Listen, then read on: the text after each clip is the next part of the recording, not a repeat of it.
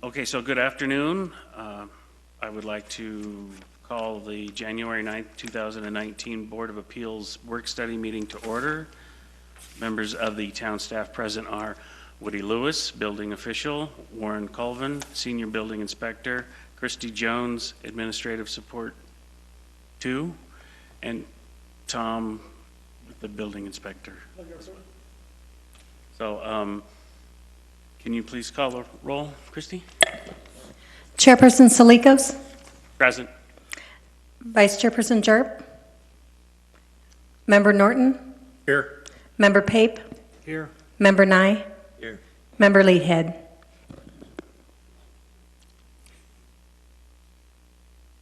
Okay, I guess let's get started with the meeting. So Woody.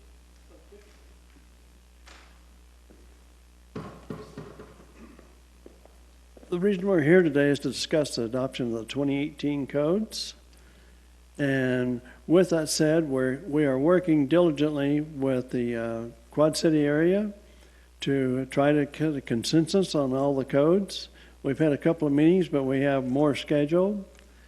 And during that process, we hope to get everybody on near the same page as possible. It will help all the contractors in the area, and it will make more sense doing that because everyone will have about the same, they'll know what's expected of them. And while we're doing that, hopefully it's going to blend the departments together too so that they all call everything the same. And that will be very helpful also. When we went through these, Warren here will be presenting this to you. He went through a lot of this, and we've had classes, and everybody's went to it. And during the process, we have everybody's looked together, and so far we've had a few changes, but not a whole lot of changes. The idea is to keep it all as close as possible to the same so that we have a good ISO rating when we're audited again. We're audited every 5 years, and our next audit will be up in a couple of years. So with that said, I'm going to let Warren take over now and talk to you about the codes adoption. Thank you, Woody. Thank you, Board. What you have in front of you are the significant changes from the 2012 to the 2018 I-codes. The first two that you see, well, the first one you see in the long form is the revisions or significant changes to the International Residential Code. This was put together, this was an 8-hour seminar that's provided by Coconino County, so we actually just took their PowerPoint presentation and printed that off for you.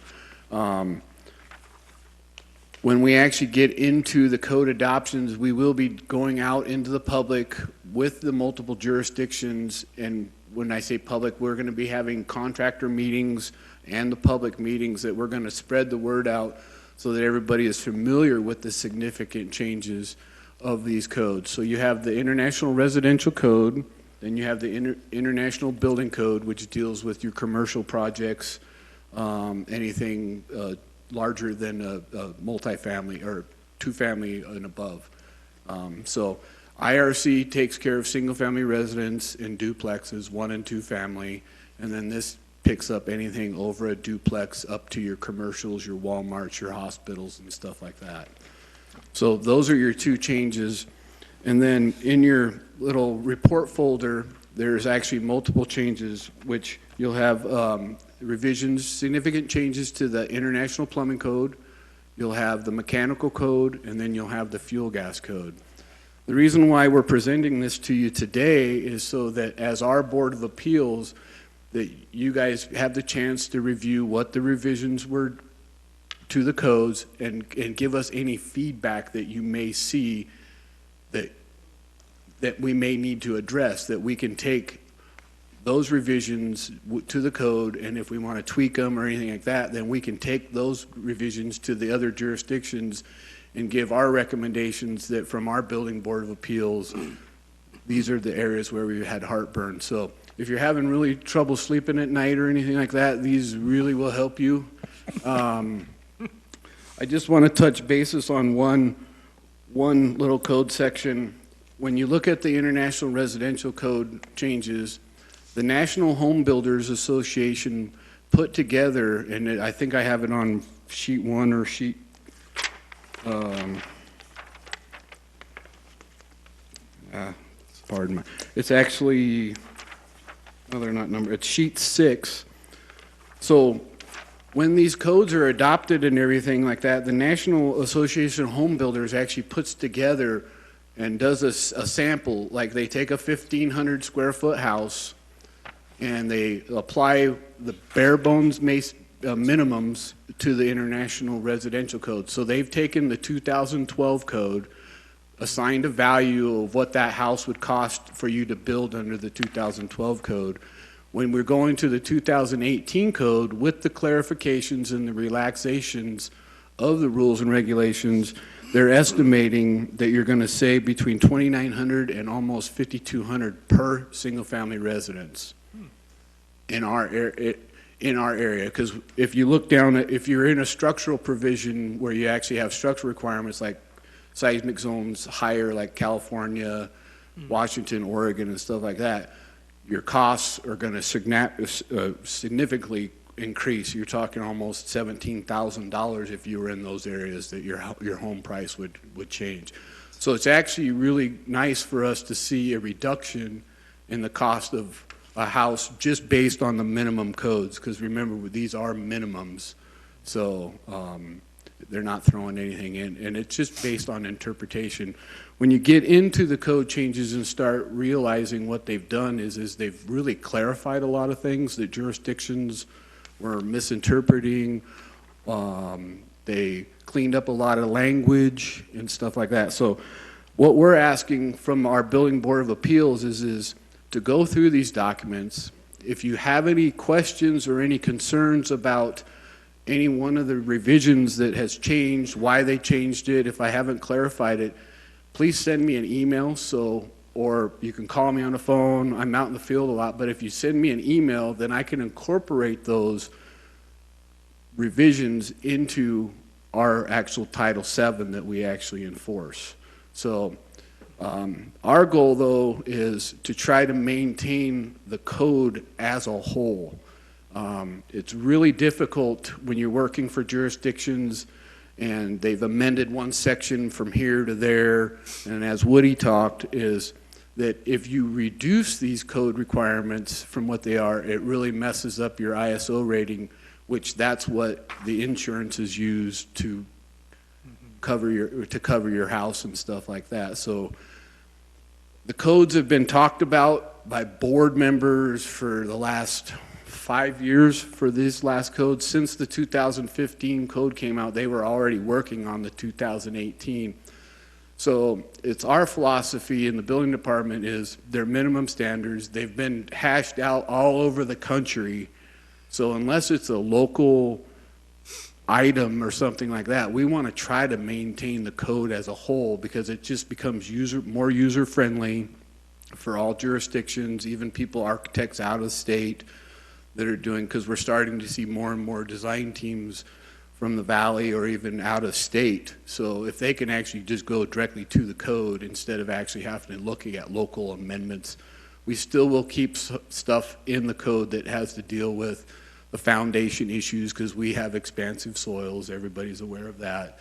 So we'll still keep our local amendments in there that are going to address the expansive soils and the foundation types that we are looking at. So we will actually be exceeding the minimum requirements of the code in those areas just to deal with our clay that we have.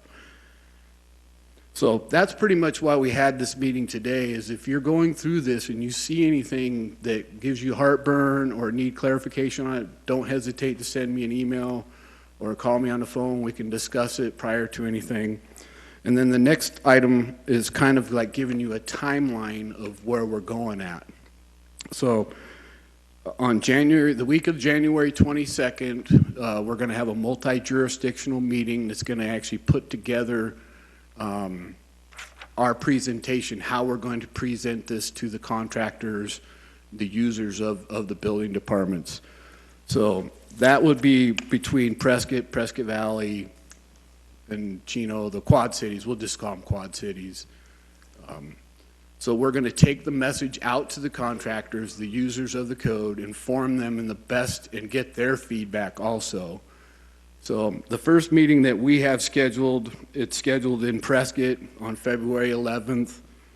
Tentative time is between 1 to 2:30, where we'll be presenting. That's where we're actually going to get into the changes with the contractors to say, here's what's coming down the pipeline and so on and so forth. So once we have that meeting, then we're looking at having an additional meeting out in Prescott Valley, roughly the week of February 21st. Then we'll hold, that will incorporate, we're going to do a multi-one again that'll allow people from Prescott Valley, out in Dewey, Humboldt to come in and be a part of that meeting. And then the Contractors Association wanted to set up another one for like Chino Valley, Ash Fork area, so we'll be going out there, spreading the word out there too. In the Verde Valley, we'll have another meeting in the Verde Valley. So as regards to those meetings, that's just informing the public and all that stuff. So our goal is to come back with ideas, revisions, heartburns, anything like that, and bring back to our Board of Appeals the first early March is where we'll be actually giving you a copy of the amended Title VII or Appendix 7 of the Town Code. And that would be a work study. That would be another work study. We're trying to set it up for early March. So we're not actually looking to do anything until March. You're going to hit with all these other towns. Right, but in that time frame, I would love to have any input from any of you guys. I have nothing better to do. Okay. Email me at 3 o'clock in the morning or 4 o'clock in the morning. Do I address you and then him, or just go? Okay. What time will the one at Prescott Valley be, the meeting, or the get-together, or whatever you call it? We're looking, I think we kind of looked at the schedule. We're trying to do them in the lunch hour period, so it would be roughly 11. I think we've booked out 11 to 2:30. Okay. And that's tentative. So they're trying to do it during the lunch hour so the contractors don't have to take time after work and all that stuff, so. And that is something, if the board plans to attend, I need to know, because we need to post that there'll be a quorum. So just, I would like to attend, but I'll just sit in the back and be a mouse in the corner. I don't, yeah, that's fine, Just but by if myself. 3 of you are anywhere, or 4 Right. of you are Got it. anywhere at the same time, I just have to post that. You'll be. We're not there allowed to safe. be, is it kind of like the president, vice president? You're not allowed to be at the same room? Well, what it is it's a quorum. They don't quorum want, thing. they, Designated yeah, survivor, and that's it. they don't want you guys forming policies together at a Okay, separate gotcha. meeting and stuff like that, so. Open meeting. It's open meeting law, so. So make sure you guys coordinate amongst yourselves or coordinate You're welcome with, to, I just need to know, I think like 15 days in advance to post that there'll be a meeting and that for a quorum of you would be present. So you are all welcome to attend, but I just need to know to post it. What was the date on that? we get some kind of notice as the exact time and location, and yeah, Should be after. 15 days before the meetings? Yeah. After our joint meeting with everybody the week of the 22nd of January, we should actually have these dates formalized more. But so far, it looks like Prescott's going February 11th, and then we're going February 21st. February 21st is where we're looking at having that meeting with the contractors that are in our area. So we are looking at bringing back a revised Title VII first week of March, and then discuss any changes that we've made, address those, and then looking for towards the end of March to actually get a recommendation from the Building Board of Appeals, so that way we can start the process to send it off to council. We are looking at an implementation date of July of this year, and I believe that's what all the other jurisdictions we're also looking at implementing of July. So we got a lot of work to do in a short amount of time. But so anything you guys can give us by reviewing it, just let me know. But most of the changes that I've found in there are clarification. There is some that, in the commercial side, that you're gonna get, like, one of the big ones that I saw, just talking quick, is when you drive by your Burger King and you smell the hamburger and all that stuff, well, now they're gonna actually be putting in deodorizers and scrubbings and stuff like that. That was one of the major code changes in the mechanical code, that they're started calling it air pollution control. So you no longer, so that's something that when you get into the mechanical code, if you look at that, if that's something that you guys think, wow, you need to let me know, or how we want to proceed with that. So there are some quirk ones in there, but most of them that I'm finding have actually reduced the requirements and made it a lot easier to understand and user-friendly. Do you know which thing you're going to be going over with the Quad City area? So we know which one to kind of look at first, in case we have questions, so it can be, Right now, I believe what their goal is to start with the residential code. okay, So you don't necessarily need to dive into the NEC for you. You can just stick to the electrical sections of the revisions that were in here. So that's where they're going to tackle first, is they're going to look at the IRC. But we're going to actually present most of the changes. We're not going to hit every one where it was a word change or something like that. We're going to sit down as a jurisdiction and actually present the ones that we think are going to actually impact our users of the building department. Do they get a copy, all these contractors, do they get a copy of this, or are they just gonna come and suddenly, here, you gotta read it? Well, we have provided this information with Sandy at the Contractors Association, and I believe that she has printed off a bunch of this.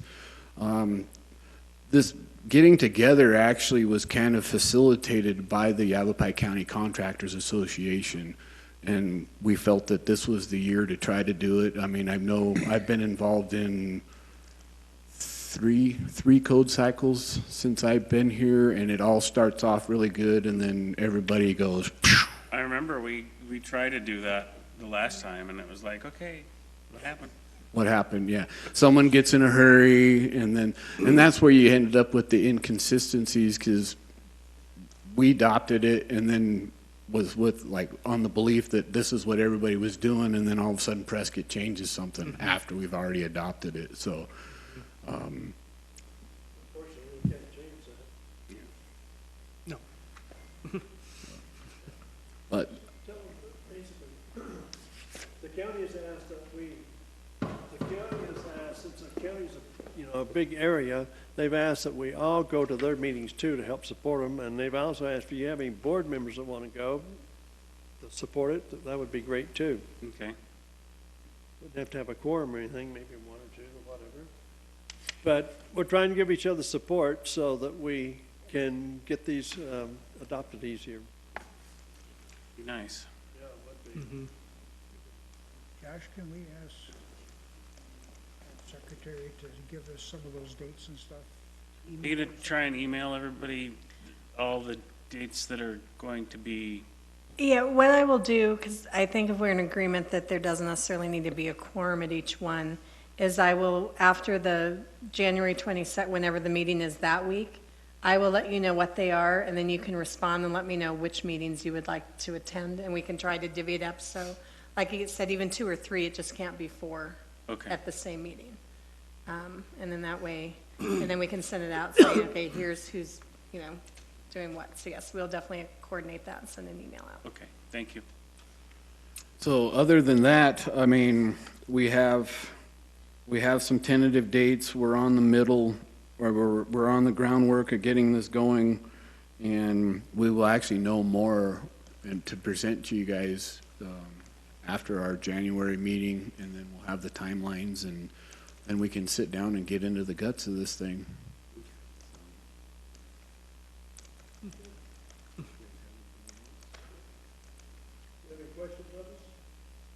I've got 4 typos is all I found. I read the entire thing, and that shows you I read it, if I found the typos. Do you want those now, or what do you want? Are they in, which book are they in? They're in this one.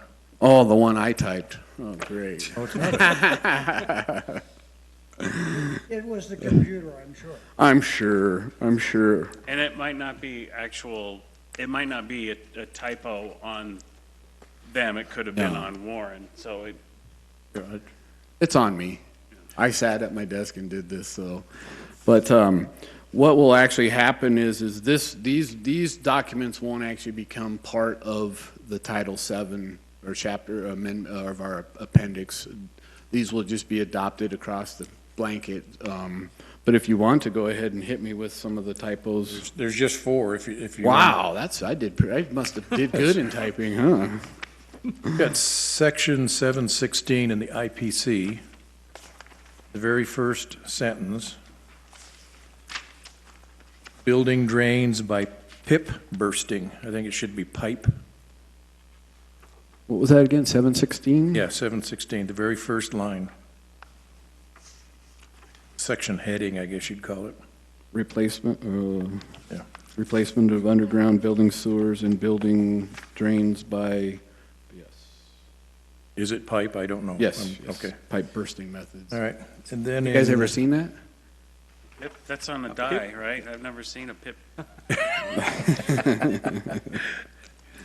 In the IMC, section 504.4, about the 4th line down, it says, "Shall not be connected or installed sheet metal screws," probably "with" should be added in there.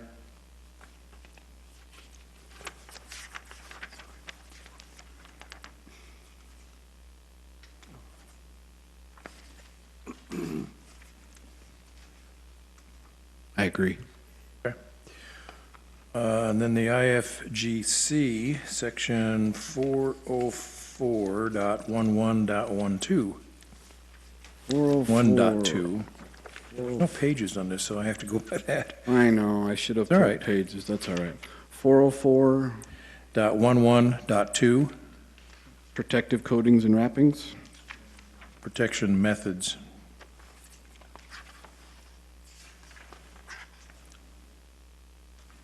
Number 1, the very first line, made of corrosion-resistant material, this is, maybe that should be "that is suitable."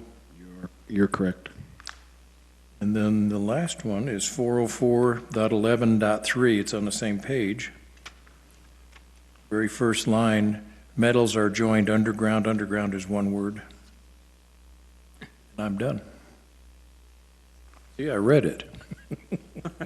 Wow, my English teacher would have been pretty happy with me on that one. I could have got 2 more words of that 5,000 word essay I needed, huh?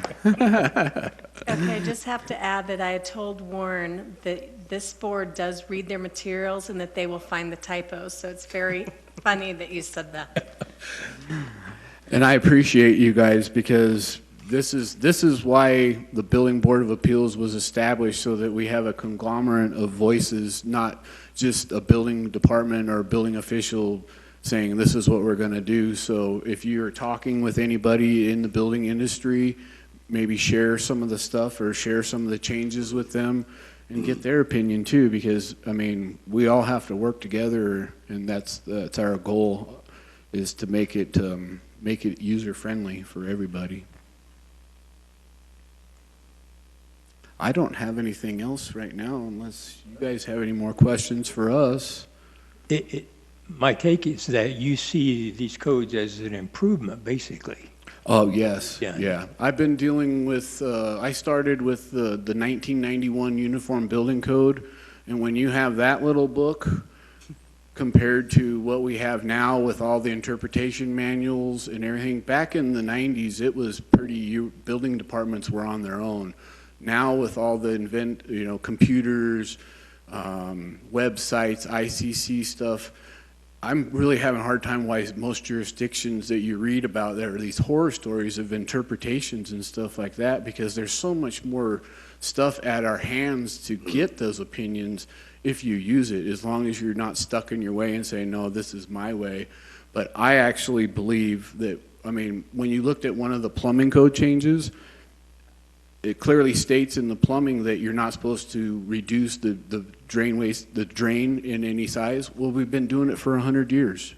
everybody knows that we put a 4x3 closet flange at the water closet. So haven't we reduced it already? One of the changes that they made was they finally allowed that 4x3 closet flange, even though that fitting has existed for over 100 years in cast iron, all the fittings. So now they've actually put it in the code. So I think 2018 wasn't as a big of a change as like when we went from the bracing requirements from the 90s to the 2000s, where everybody started having to put shear walls, and that's the first time you heard shear walls. When you went from those older codes to those, it was a big jump after the Northridge earthquake. I mean, everybody kind of panicked, and that's when we saw the big changes in the code. And now what you're seeing is you're seeing moderate changes and more clarifications that are out there. So I actually think that the 2018 has reduced that and made it more user-friendly for everybody. Yep. And I think as we got together, when you looked at the older codes, it was just, I mean, now we have a whole chapter of bracing. Back in the day in the 93 manual, I can take you, or 93 UBC, I can take you right to the book, and it just says, all walls must resist lateral forces. Well, how do you interpret that? Is one piece of plywood good? Is two pieces of plywood good? So they've made it user-friendly. I mean, they've made it bigger so they can sell more books, for sure. But I think it's actually not a huge step in the code cycle that we've taken in the past.